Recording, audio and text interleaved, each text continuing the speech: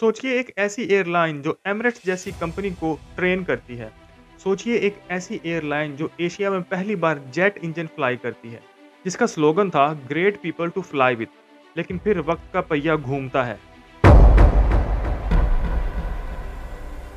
वही एयरलाइन जो कभी दुनिया को रास्ता दिखाती थी, आज खुद रास्ता भटक चुकी है। कर्ज 785 अरब रुपए, जेट्स ग्राउंडेड और नतीजा प्राइवेटाइजेशन। दिसंबर 2025 में पीआईए का सौदा हो गया। किसी ने 10 अरब की बोली लगाई तो किसी ने 135 अरब की बोली लगाकर इसे खरीद लिया। आज हम पीआईए की पूरी कहानी देखेंगे, उरूज से जवाल तक और सरकारी से प्राइवेट होने तक। Watch out! Watch out! It crashed! Oh my god! कहानी शुरू होती है 1955 में। पाकिस्तान नया बना था और कायद आज़म की विजन थी कि हमारी अपनी एयरलाइन होनी चाहिए। ओरिएंट एयरवेज बनी पीआईए। और फिर आया 1960 का दौर, एयर मार्शल नूर खान का दौर। ये वो वक्त था जब पीआईए ने दुनिया को हैरान कर दिया। 1960 में पीआईए ने बोइंग 707 लीज पर लिया और एशिया की पहली जेट एयरलाइन बन गई। 1964 में पीआईए पहली नॉन कम्युनिस्ट एयरलाइन थी जो चाइना गई। पियर कार्डिन ने पीआईए की यूनिफॉर्म डिज़ाइन की। दुनिया के बड़े बड़े लोग पीआईए में सफ़र करना फ़ख्र समझते थे। यहाँ तक कि 1985 में जब दुबई ने अपनी एयरलाइन एमिरेट्स शुरू की तो पीआईए ने उन्हें अपने 2 जहाज़ दिए और उनके स्टाफ को ट्रेन किया। पीआईए उस्ताद थी और एमिरेट्स शागिर्द। तो फिर गलती कहाँ हुई? जवाल एक दिन में नहीं आता। एक्सपर्ट्स कहते हैं कि पीआईए की तबाही की 3 बड़ी वजूहात थीं। नंबर 1, सियासी भर्तियाँ।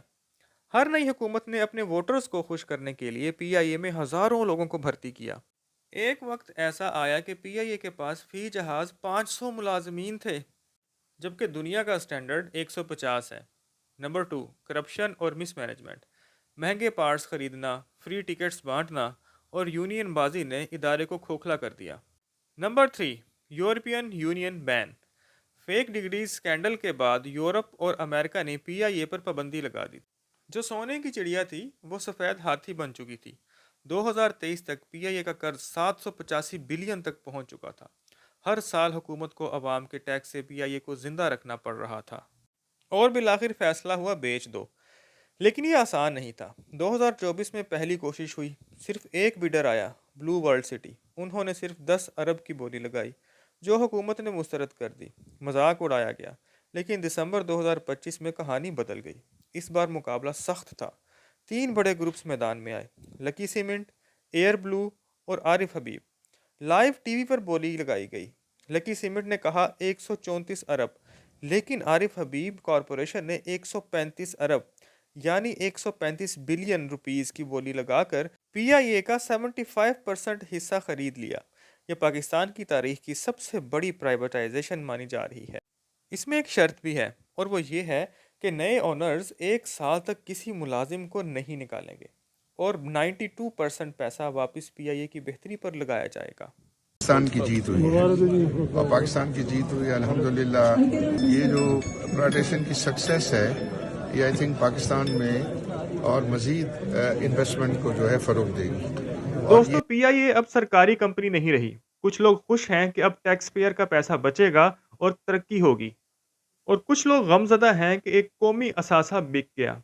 लेकिन आरिफ हबीब ग्रुप का दावा है कि वो पीआईए को फिर से ग्रेट बनाएंगे।